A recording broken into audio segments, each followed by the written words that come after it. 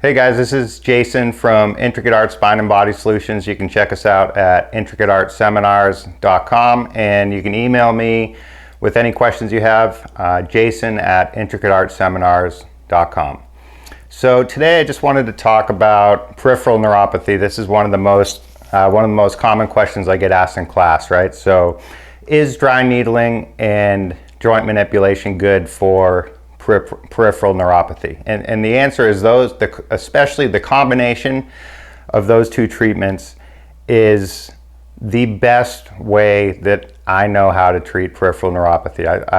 I really think it's one of the best ways that exists on planet Earth to treat peripheral neuropathy, right? So if you're talking about idiopathic peripheral neuropathy, where there's not any specific cause, right? Like you didn't get in an accident or you don't have any like seriously messed up muscles, right? If your nerves just hurt, that is a clear indication that you have sympathetic autonomic hyperactivity going, right? And the odds are it's been going on for a chronically long period of time, right? So really, as far as sympathetic hyperactivity goes, chronic is anything over 3 days or so, right? After that, it just becomes extremely detrimental to the human body. So once your sympathetic autonomic nervous system becomes hyperactive, and everybody's threshold is different, but once you reach your upper limit of ability of your brain and your central nervous system and your autonomic nervous system to process information, right? So the way one of my grad school teachers in school used to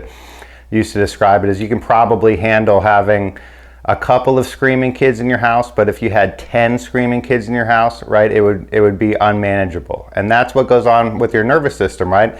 So our nervous system is really good at processing lots of different bits of information coming from all over our body, right? But the more pathologic tissue you have, and that can be one area of significant pathology, it can be a lot of areas of minor pathology, it can be a combination of both, right? Regardless of the reason, with enough negative afferent signals going to the brain, at a certain point, our nervous system short circuits and our body stops being able to regulate itself properly, right? So that's one of the main factors in neuropathy, right? Now, obviously, you can get neuropathies from joints directly pushing on nerves or from muscles pushing on nerves, right? That's a little bit easier to figure out.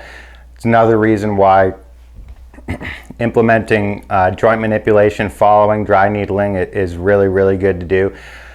I don't see any problem doing manipulation prior to needling. I think it makes much more sense neurophysiologically to needle following manipulation, right? Because if you manipulate joints that have really tight muscles attached to them, all you're going to do is stress the muscles. You're going to fire the muscle spindles, right? You're going to make the muscles more aggravated, and they're going to pull the joint right back out of place. So it makes more physiologic sense to needle first, loosen up the tissues, improve blood flow, and then when you do your joint manipulation, you can actually move the joint in a more normal anatomic fashion rather than moving a joint that's compressed like that and you're just shearing the cartilage in there, right? So targeting the parasympathetic portion of the autonomic nervous system with needles, so the upper cervical spine, the sacral plexus, and the vagus nerve distribution of the ear are vitally important to include with all peripheral neuropathy treatment, right? That really, really dampens sympathetic hyperactivity.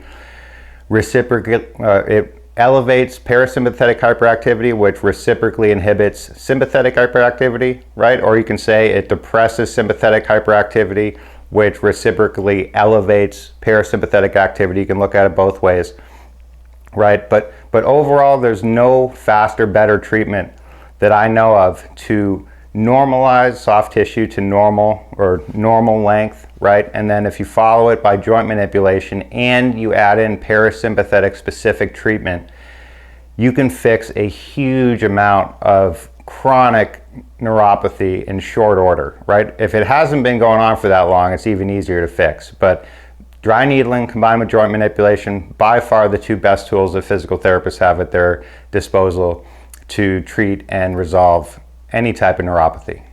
Let me know if you guys have any questions about anything. Thanks.